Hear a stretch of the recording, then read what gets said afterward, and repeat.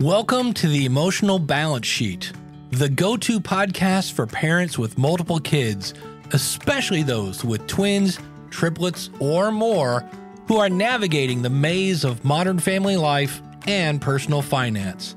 Whether you're overwhelmed by education or retirement planning, parenting dilemmas, career transitions, or trying to define your purpose and plan, we're here to guide you with empathy, encouragement, and expertise. Hosted by Paul Fenner, founder of Tama Capital, a certified financial planner and parent to 4 kids, including a set of triplets, our podcast is your ally in the quest for financial peace of mind, proving that money matters, but family comes first. Subscribe now and join our community of empowered parents at tamacapital.com. This podcast is for informational purposes only and should not be relied upon for investment decisions. Clients of TAMA may retain positions in the securities discussed in this podcast. What does comprehensive financial planning even mean?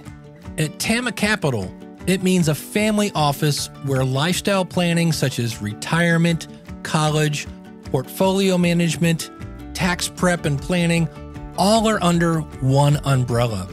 But it goes beyond numbers. We focus as much on the emotional side of financial planning as we do on the financial side. We get you. We understand your challenges of building a family, business, or career, and a healthy life. We are devoted to wealth planning for families like yours because we are you. Learn how our family can help your family by visiting tamacapital.com. If you're a busy parent trying to figure out what to do with your career or job, and there's a difference between the two, this is the episode for you. We welcome back on the show Carrie Schochet. Carrie is an executive recruiter, entrepreneur, and owner of Purple Square. Purple Square is a boutique recruiting firm based here in Metro Detroit, Michigan. But the great thing about Carrie is that her firm deals with firms across the country and of all given shapes and sizes.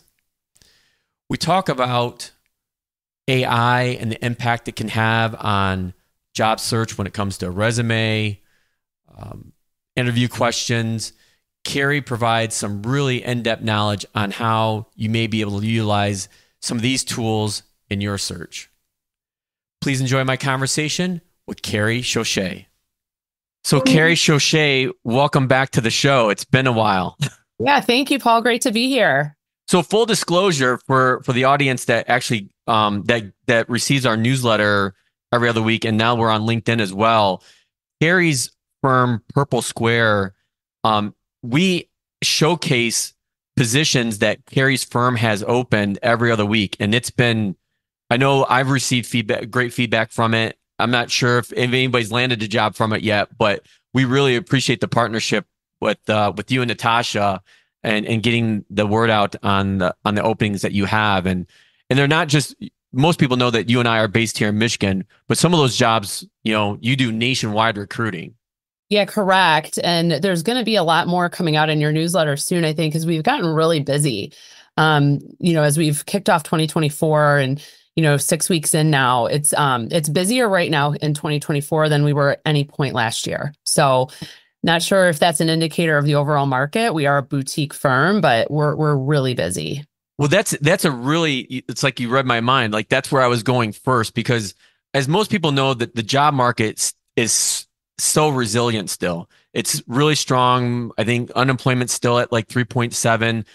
We just added over 300,000 jobs in the jobs report. We're recording this mid-February. The jobs report came out a few weeks ago. Another $300,000 jobs. But one of the things that I'm hearing from people, and it's more probably anecdotal. I don't think I said that word, but the people that I hear from, like, yeah, headline news, jobs are strong. But it feels like, especially those that are searching for one, it seems like it's taking much longer. Do you have, like, what's your take on that? You just led off with, you guys are really busy right now. But I think there's a lot of there's people out there that are still struggling with the job market, and maybe it's a mismatch of skills of like what jobs are available versus what field or skill sets they have. Yeah, I think that it could be possibly some mismatch going on, but I also think that while there are a lot of needs out there, I think companies are also being very selective, and in some cases, maybe I think that a lot of hiring managers and business owners and different people in leadership still feel some concern over some of the broader things going on in the economy. So I don't know if that's creating hesitancy or kind of fear-based hiring. That's one of the things that I've posted about on LinkedIn recently too, is just what I've noticed is either hiring managers trying to like risk mitigate their hire, or they're trying to mitigate risk in their hire, or they're just adding extra steps and maybe not being as efficient as they could in a search process to make sure they can get the perfect, quote unquote, perfect candidate. And so those are just some things that we've noticed. And we try to guide our clients on balancing efficiency with being thorough. So like there's kind of a fine line there. Like, companies don't want to rush to make an important hire. And I don't think that's positive for the candidate either. Right. I think both sides need to have plenty of time to do their due diligence. But there can be a point where it's too much, and then it takes too much time, processes get extended, and there's a lot of reasons why that's not positive.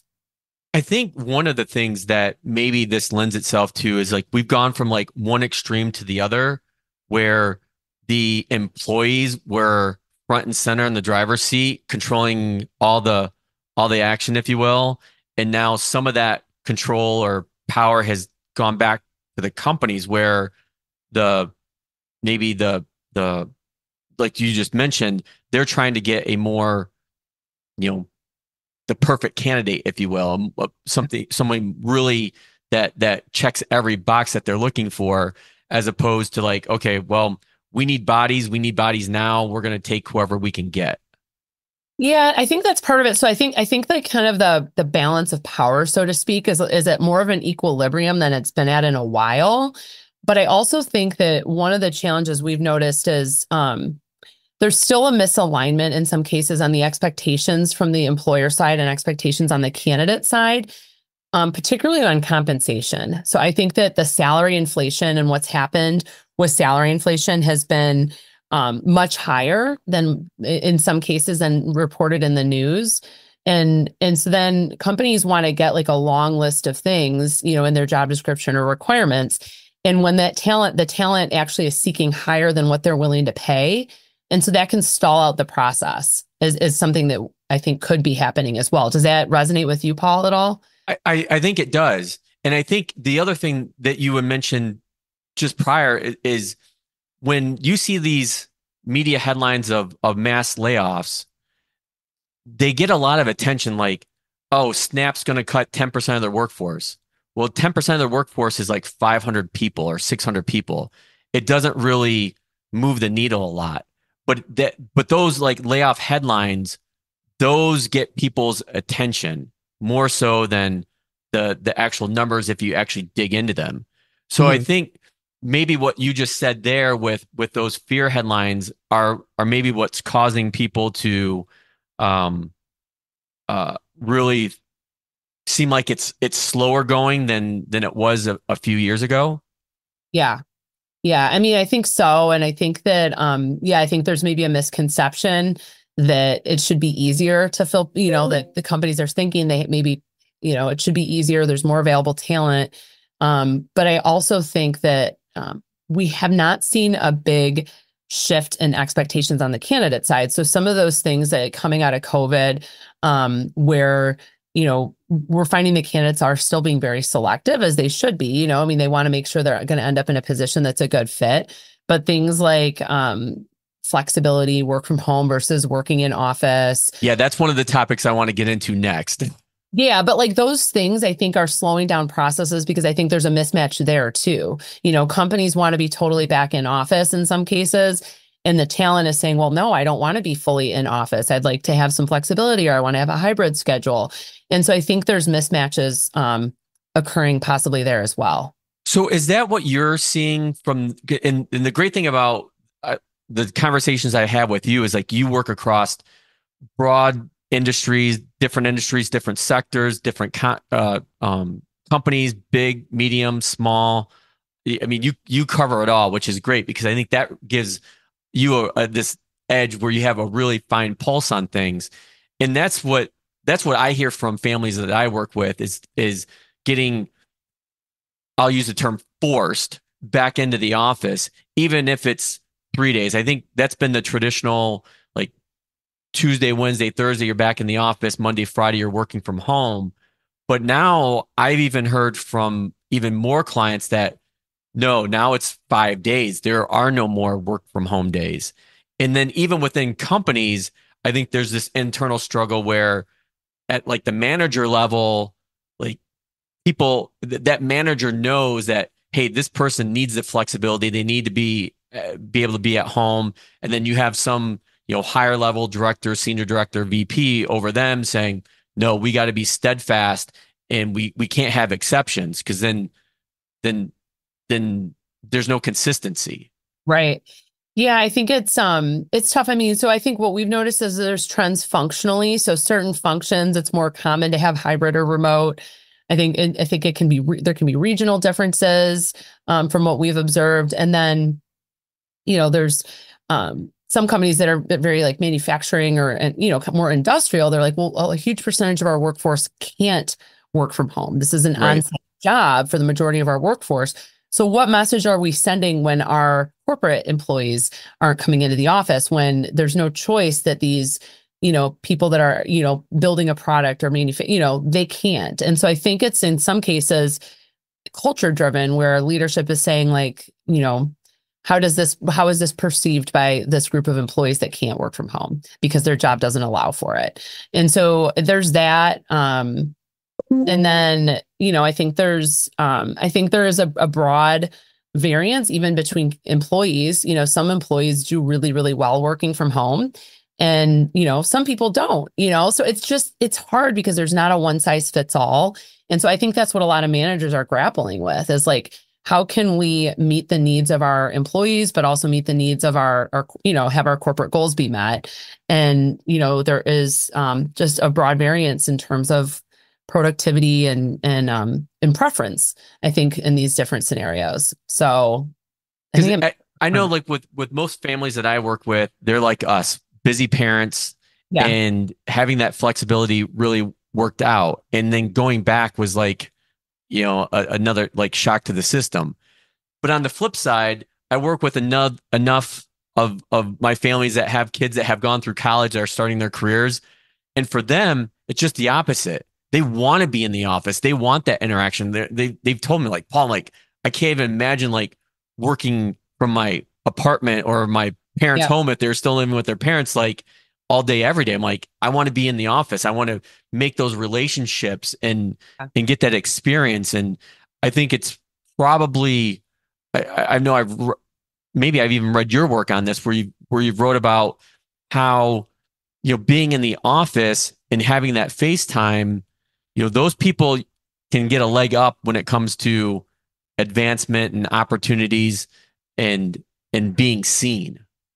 Yeah, absolutely. I mean, I think that there's a lot of benefits to in person. I mean, my team, we kind of have a flexible hybrid situation. So everybody's working from home today. We were looking at the weather forecast and, I've got employees that are coming from, in some cases, a little bit of a distance. And it's just like, hey, let's not deal with the roads today and potential traffic and longer commutes due to the snow. Or if somebody has a doctor's appointment or a contractor coming, hey, yeah, work from home. But the team really likes being in person. We kind of have rituals around lunch, and we really enjoy sitting down and having lunch together. And so it's a real social kind of aspect of working at Purple Squirrel. And I've heard that with a lot of other teams as well, is they like having that in-person collaboration with their colleagues. I think that questions that you're not going to pick up the phone to call somebody to ask the question, but if your colleague's sitting right next to you, you might ask the questions. I think there's more opportunities to learn from each other in an in-person environment. And then certainly with the younger employees or the earlier career employees, they're going to have mentorship opportunities and learning opportunities that they may not have in a totally virtual environment.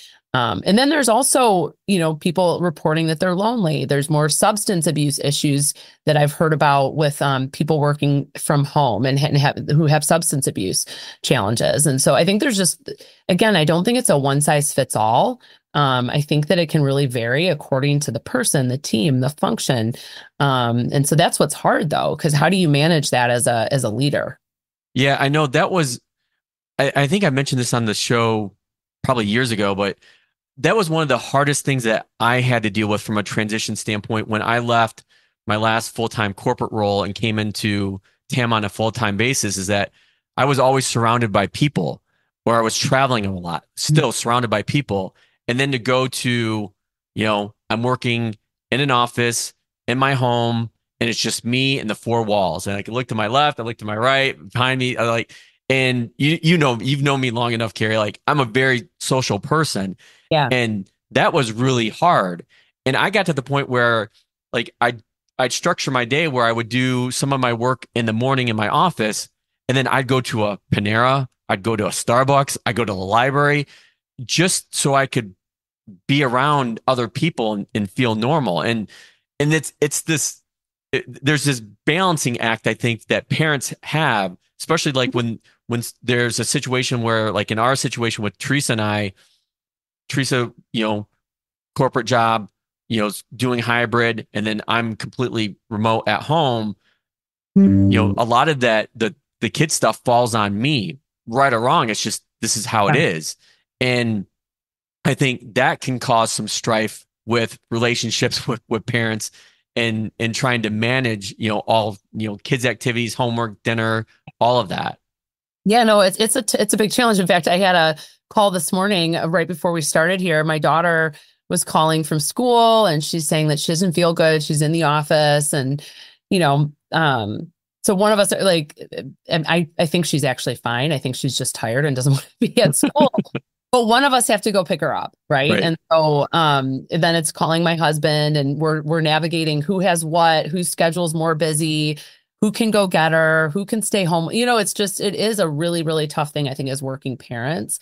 What we have found, like when we're recruiting, I think it does, again, depend geographically. Also, I think in major cities, if there's a company that's in office 5 days a week with minimal flexibility, honestly, like I can have a lot of hesitation about taking on that search. I mean, again, with lots of other factors, including function and whatnot.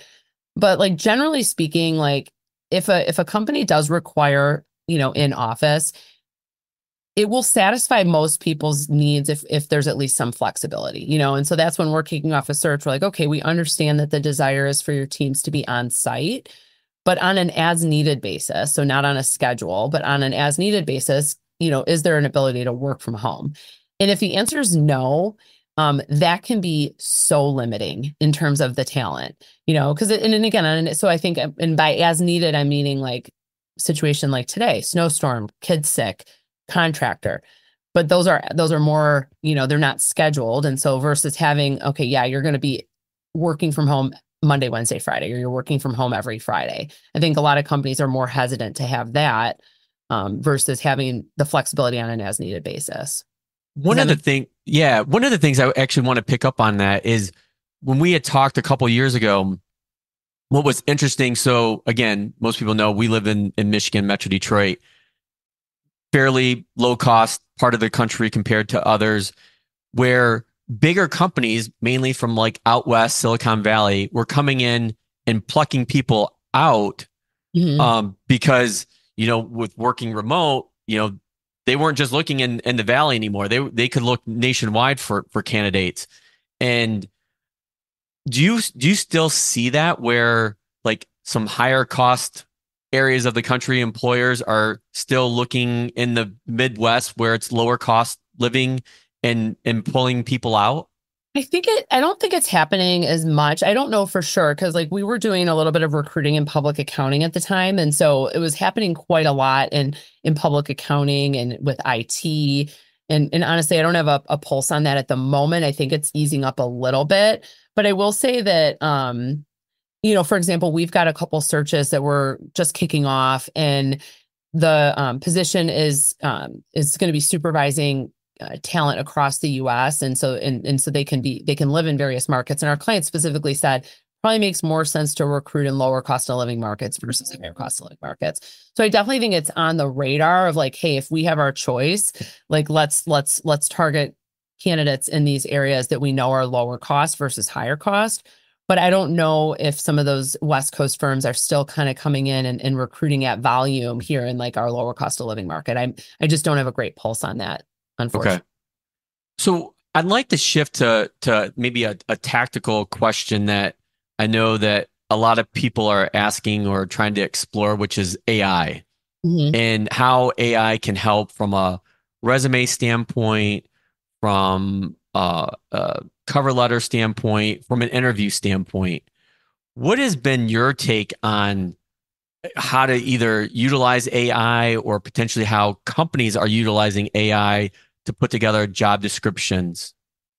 Yeah, I mean, I'm hearing about it more and more. So in fact, I was just at a meeting yesterday. I presented to a group of entrepreneurs on hiring practices and retention and things. And in that room, more than a handful of people mentioned that they were using AI to help with their job descriptions and things like that. So I definitely think it's happening more and more.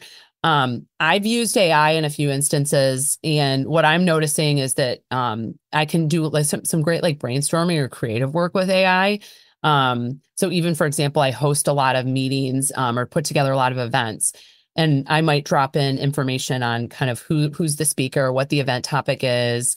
Yeah, it seems like every week you're hosting something. I do. I host a lot of events, and sometimes it's like, okay, so I've got all this information, but like, what should the title of the event be? And so I'll put in all the information into Chat GPT, and like within seconds, it spits out some titles. And then I may not use any of those titles like word for word, but at least it kind of gets my brain flowing. Yeah. I'm like, okay, maybe I'll piece together of a couple of them, or I'll take one and tweak it. And I think it's the same for job descriptions and other things. Like, it's a starting point, but then oftentimes I found it requires modification. And so I think that the output is only as good as the input, and the amount of information you're providing to the AI tool also. So I think, but I do think it's a huge time saver, from my experience, and even like topics to write about or interview questions. Yes, you can absolutely use it for that. Yeah, I think it takes some of the pressure off of like staring at a blank page. Yeah. And in working with the broad base of companies that you work with, are companies looking for specific AI skills at this point, or is it still like just so early on? I haven't seen it, but I'll give you another example. Like, so we use LinkedIn Recruiter a lot, and LinkedIn Recruiter is putting in all this AI into their system. And so, like, for example, if I'm recruiting for a particular role, there's now an AI assisted InMail. I have found like that I don't use it actually, because it just doesn't sound like my voice, and I'm like, gosh, I could see how this could work, but it just is weird, like it's not the way I would typically write to a candidate. So like I'd rather spend more time and have the message come across like authentically as me, as this AI generated message. And I feel like I can tell when I receive a message that has been generated by AI. So that's just my caution on it, is that like there are some things that like it just doesn't seem like, there's just a hint of, this isn't how a person would normally write from Michigan. You know what I mean? Yeah. Or something like that. So, but I don't know. Employers aren't asking about it yet. Again, but I think some functions where it could be utilized more, like marketing. And there's an upcoming webinar on AI and accounting and finance. So I'd be really curious to hear kind of how it's being utilized in those areas, for forecasting or other types of activities. Yeah, I think sometimes like when I'm exploring Chat GPT and the other AI tools that are out there, I try to think back and put on my old corporate, CFO hat and think, well, I wonder like how this is going to change from a forecasting analysis perspective. And it's, the one thing that's come up is right now, we don't know the impact it's going to have on the labor markets, if it's going to take jobs out of the market. But from my perspective and what I've read and researched on it, it definitely helps make people's jobs a little bit easier. I know, like with my firm Tama, it's definitely made it a little bit easier from the things I do on a marketing standpoint. I haven't really started using it yet with clients, but it's coming. I mean, it will continue to develop, and we'll see where it goes. Yeah, no, I agree. And I think, but back to like how to make it the most useful, I think it's having the right prompts, so prompt engineering is big. That's, if there's one thing I've learned about, I'm glad you mentioned that. Sorry to interrupt, but is like, I've looked at YouTube videos and even have like classes now, it's how you write the prompts, called prompt engineering to be specific, is how you get the most bang for your buck out of it. Right. And then I think what's even funny too is I've read that even like complimenting the AI and saying, wow, that's really great, thank you so much. Like, and it feels weird to be interacting with like a computer that way, but like I've read that like it does make a difference in some cases. If you're polite and providing good prompts, like you're going to get a better quality output. Does that seem funny to you though, Paul? I mean, I don't know if you've read the same thing, but it does. And I've actually started doing that. Like the name of my chat GPT is Alex. Like, I don't know how it came up with that name, but I'm like, because I put in like, what should I call you? Like, you can call me Alex. I'm like, okay, great. Hi, Alex. How are you? And it's still weird to do that. But then I think about if I'm just like, if you had a Slack channel open and you're talking to somebody, it's like, if you try to take a similar approach where, like, if you think about not a computer on the other side, but a potential human, it may sound funny, but again, what I've read and researched too, it makes it, I don't know if it gives you the better information out of it, but it makes the whole experience more human. And the more human that you can make the experience, then the better outputs that you can get. So I think that's maybe where you're going. And I think there is some legitimacy to that, and trying to, ask it personal questions. Yeah, and I'll give you another example of a way I couldn't really envision using this from like a job seeker standpoint. So let's say, for example, like you could find a job description that really appeals to you as a job seeker. And so then you could drop the job description and your resume into ChatGPT and ask for an analysis of, if you were a hiring manager and you were hiring for this position, how good of a match do I appear to be based on my resume? And then you could ask, well, where do you see the potential gaps in experience or qualifications? And then I think that the AI tool could do an analysis for you like that. And then based on the information, then you can decide, okay, well, do I really have those gaps, or is that just missing information on my resume? And so then that could give the job seeker a way to potentially add to their resume if they have, of course, only if they have the experience that is referenced as a gap. I love that example you just gave, because what you just did at the beginning, that's classic prompt engineering, like asking it those specific questions and giving it, if you're just going to ask it like a one-off question, like you would in a Google search. And I think that's what people need to realize, is that Google search and using ChatGPT are totally different things.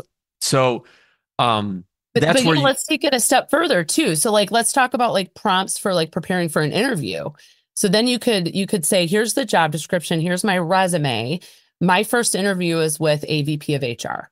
So if you provide all the information and the context on who the interview is with, then you can say, help me prepare for the interview. Can you provide me with some potential questions that a typical VP of HR would ask when hiring for this position? And then you could say, okay, great. Now I'm going to be going into a technical interview. I'm going to be interviewing with a VP of engineering or whatever the title is.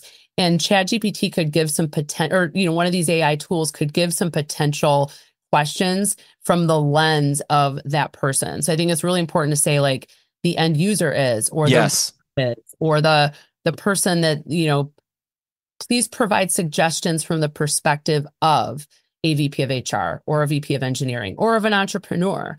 And so again, it's not going to be perfect, but it'll just give some ideas on, what you could do to prepare. So those are just some things that I've noticed. yeah, I think you're spot on. The more detailed and specific that you can give it, the better your outcomes are going to be. So, are you having conversations with candidates about this? Are they using it? What feedback are they giving it to you? So, it's funny. They may be using it and we just don't know. You just don't know. I mean, so it's very possible, but yeah, we haven't asked our candidates about it. And in fact, I don't even think I've talked to candidates about these options. So if somebody calls me though for career advice, or I'm trying to make a job transition, or I'm searching for a new job, and if they're struggling, some of the suggestions I would probably give in those instances would be to use some of these tools, or I've often suggested a word cloud, saying we'll find some job descriptions that really appeal to you, and put those in a word cloud. What's a word cloud? There's something called Wordle, but you could probably even use, again, a ChatGPT or something else now to analyze the job description and identify the themes, or so what are the 3 areas that are the most prominent in this job description. And so it'll grab repeating words or things like that. And so that's just a tip that I've given historically. But again, I think that it could be replaced by an AI. And then saying, okay, well, so now you've got the themes, and then making sure that if you have the experience represented in those themes, that it's highlighted in your resume. So making the resume a better match to the job description, to the jobs that you're seeking. That's one way to do that. So you wouldn't have. Do you think you'll start asking candidates are you using these tools at all, or ChatGPT? I guess we could, yeah. I mean, but we're also digging in in a lot of I guess my concern with it would be if they're using it and they've somehow generated information on their resume that they don't actually have. Yeah, that would be a concern with it. But generally, we're doing a pretty deep dive when we're interviewing on behalf of a client. We're discussing the experience and what's highlighted on the resume at a level that I think we'd flush out if they didn't actually have the experience and they had used AI to include those types of things as well. I don't know if that's exactly what you were asking, but I'm just trying to. No, I think it is, because I wonder how many people are actually taking advantage of using ChatGPT or any AI tool to either help them in their search or help them build a resume. And it kind of leads into one of my bigger topics or closing questions I wanted to talk to you about is, I deal with busy parents, just like you and your husband. We have kids. We're, at this stage of our careers where they're going full go, and everybody's busy. I haven't met a parent yet that isn't busy. But one of the things that I've noticed over the last year is this theme of a person being very unhappy either within their career or in their job. And I think there's a difference between that. You could work for, I'm trying to think of a company none of my clients work for. You could work for Acme Manufacturing, and it's in the engineering space, if you will. So you could not like working at Acme, but you could love being an engineer. But you could also not like being an engineer. So that engineer is your career, Acme is your job. And so I have people most people are unhappy in their job. They don't like their company they work for. But then there's other people I've spoken to that are unhappy in their career. Mm-hmm. And one of the challenges that they have is that, I was, in the meeting I was just having before with somebody, I drew this circle and I had this, career, parenting, relationship, and self, this diagram, if you will. And you're right in the middle of it. And so there's times where parenting, like in the example you gave, like somebody's got to go pick up my daughter from school because she's sick. So there's times when parenting is taking up more time. There's other areas where career is taking more time. And then God help us if we can have a conversation with our spouse or partners about what's going on in our lives. And then there's ourselves. How do we take care of ourselves? So there's no shortage of things going on. And where I'm going with this rant, if you will, this long-winded answer or question is, I can see people really struggling to figure out, how do I take the first step to just do something about my career or my job? And I liken it to when somebody first shows up at my doorstep as far as looking for a financial advisor, they're usually scared out of their mind because they've never worked with anybody before, or they're afraid of what they're going to be told. And it's not lost on me that it took a lot of effort to get to that point where they finally picked up the phone or scheduled a meeting. And I see that same scenario with people that are trying to figure out what they want to do within their career. And so I wanted to, with all that being said, find out from your perspective, Carrie, like, what guidance would you give to somebody that's really struggling on either trying to figure out what career they want to be in or what job change they would like to see happen, because they're so overwhelmed with all the other aspects of their life that they don't move at all. They don't move at all. Yeah, well, I mean, there's that saying, the devil you know versus the devil you don't. Yeah. And I think so job changes can be really scary. And I think a lot of people stay in jobs that they're not necessarily fulfilled in or happy with because it's the known versus the unknown, And so I think that's one of the biggest challenges in generally with job change. And even depending on how long somebody has been in their current company, there's kind of that safety factor. But I think that, in terms of changing jobs or changing careers, kind of analyzing like what your skills are. And then, okay, so if I'm unhappy in my job, that's different than being unhappy in my career. So if you want to change into a new type of role, trying to figure out like what's reasonable, what are my skills, and how might I pivot those skills into a different type of job, or, different type of career. But I mean, in terms of changing companies, I would say that just raising your hand and kind of starting to kind of dip your toe in the water of making a job change doesn't mean you're going to make a job change, right? Like, it just means you're going to explore a job change. And so having conversations, being open to doing some interviews, that doesn't mean you're going to take the job if you get it, right? And so I think having some conversations and seeing what else is out there is a positive step. I'm always shocked when somebody has their LinkedIn page marked as open to work or open to new opportunities, and we send them a message about an opportunity that seems to align, and they don't even want to have an initial phone call. Like, it can't hurt to have those initial phone calls and start exploring and seeing what's out there. So that would be just one easy suggestion, is have some dialogue. And it doesn't mean you're making a change just if you have a conversation. And then that can kind of direct, like it can actually help to inform, like, okay, so is the grass greener or not? Like, based on what I'm learning about these other opportunities that are out there. So I think having those conversations, talking to friends and colleagues and, finding out what their experiences are can be very beneficial.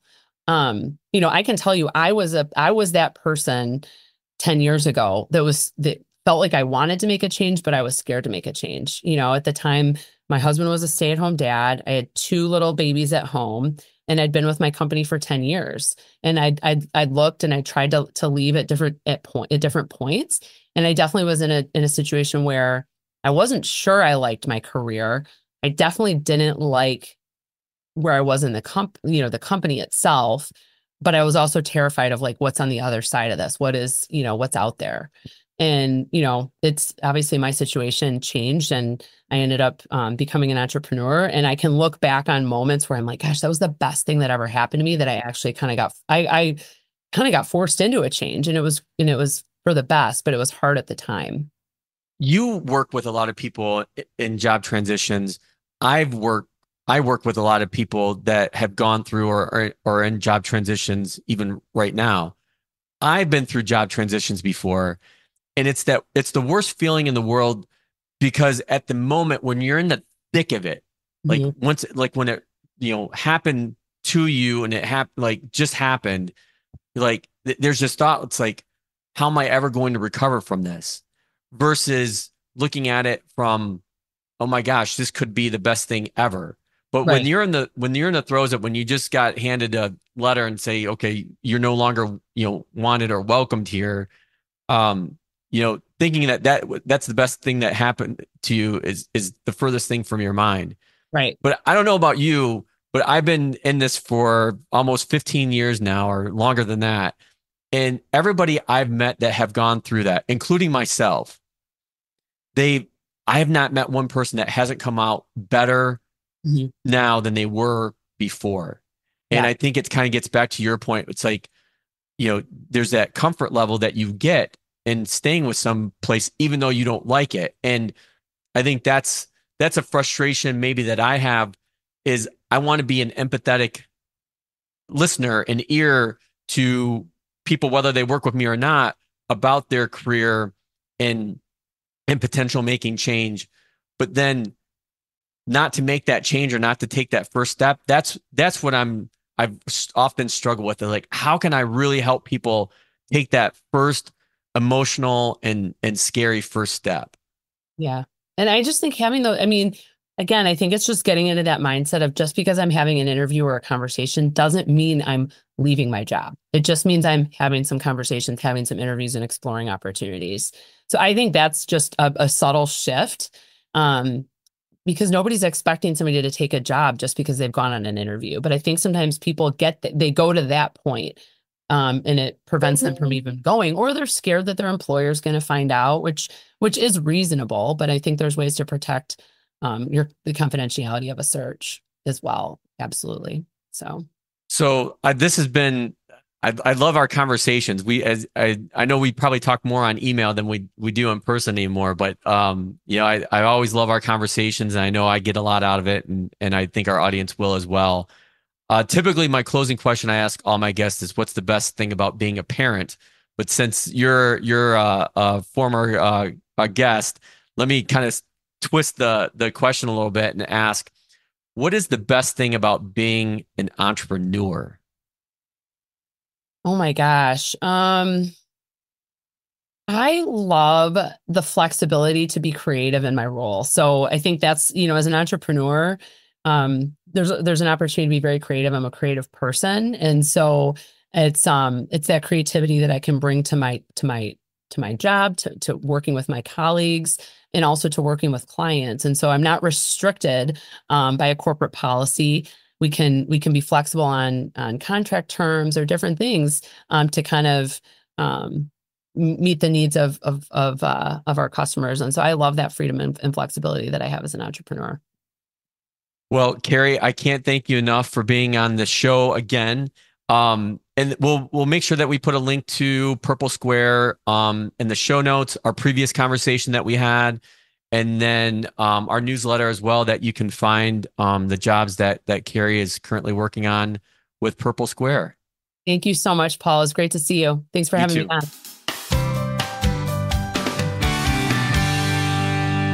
So what were my big takeaways from our conversation with Carrie?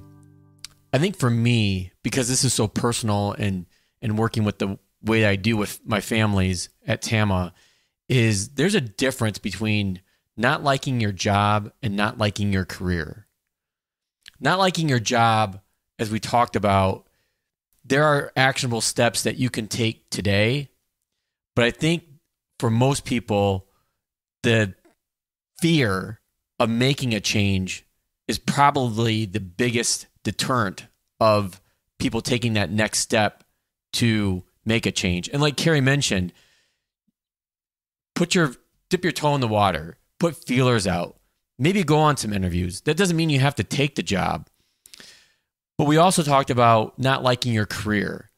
And from that vantage point, then there's some real soul searching that needs to happen to figure out, okay, what is it that I really want to do? And I don't think it matters your age or your industry, whether you're 30, 40, 50. You have to remember, most people are living a lot longer. And so it does not benefit yourself or your family to go through a miserable career or a miserable job.